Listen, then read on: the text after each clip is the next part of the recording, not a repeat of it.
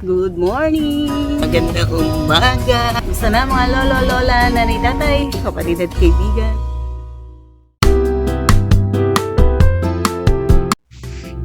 Ito ang munting bakuran ng Lolo Tasio. Since his passing, wala nang masyadong pumupunta sa bahay kubo. As you can see, empty. Pero, itutuloy natin ang backyard gardening ng lolo kasi gustong-gusto niya ang maraming tanim. So, umpisahan natin sa paunti-unti. Pasilan muna natin ang mga puno ng lolo. Malaki na ang kanyang mango. Meron din tayo ditong avocado. At 2 puno ng mangga. I'm not very sure if this year mamumunga na siya. So here, meron ng tanim na talong, mga puno ng okra. Meron din tayong kamatis at mayroong mga puno ng sili. So, tinatry natin kung mabubuhay ang mga halaman dito sa munting bakuran ng Lolo Tasio. Dito may maliit din na puno ng buko. Mayroon ding puno ng kamyas. Dito naman sa harap, mayroon tayong malaki ng puno ng avocado.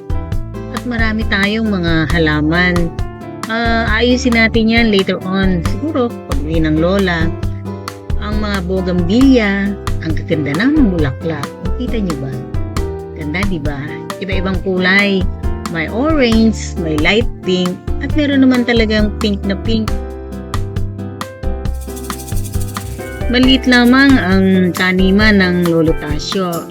Tama lang din para sa isang small backyard gardening. So, itatry natin na kahit na maliit, pipilitin natin na magtanim, ayusin ang lugar kung saan gustong-gusto ng Lolo Tasio.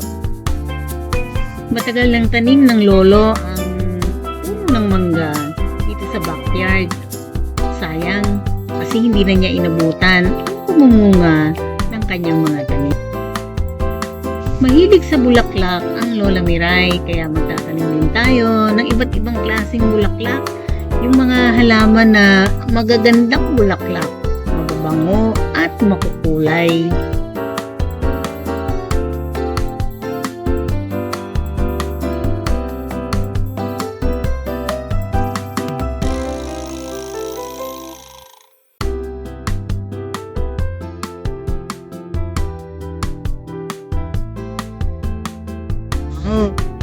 Few weeks pa lang ang nakakalipas. Tingnan mo naman yung mga talong natin.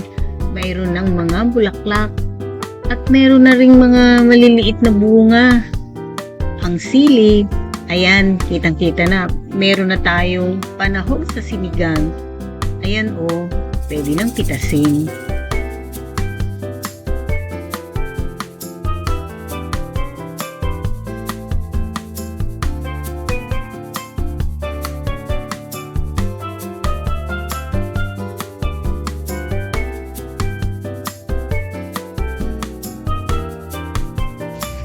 Yung talong natin, ayan ilang araw na lang, pwede nang pang torta.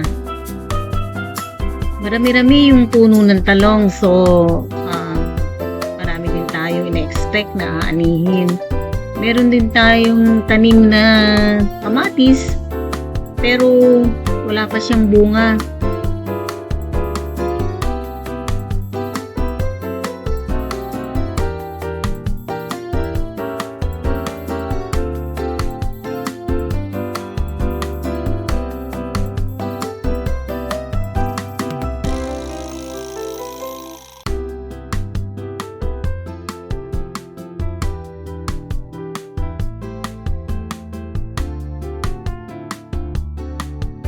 Ating okra, meron na ring mga bulaklak at meron na ring mga mumunting bunga. In few days, aani na rin tayo ng ating okra. Tignan mo naman yung bulaklak niya, dilaw na dilaw. At ang ganda. O diba mga lola?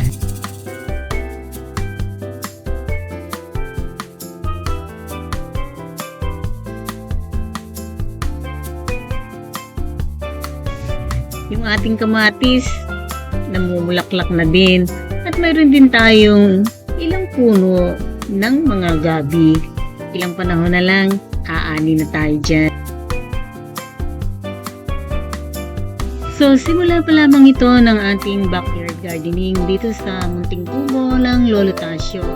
Sisikapin natin na maging maayos, maging malinis ang kapaligiran at higit sa lahat, maging kapaki-pakinabang. Tatanim tayo ng mga gulay na aanihin na makakapagpasaya sa paligid ng kubo ng Lolo Tasio. At inaasahan natin na sa mga darating pang araw, mas marami pa tayong maitatanim at mas marami pa tayong aanihin. O diba mga lola? So mga lolo, mga lola, mga nani, mga tatay, mga kapatid at kaibigan, salamat sa pagsamang muli sa Lola Miray. At sana inaasahan ng Lola Miray na muli niyong sasamahan sa ating mga susunod na mga kwento ni Lola Miray. So until then, ingat-ingat everyone. Take care and God bless.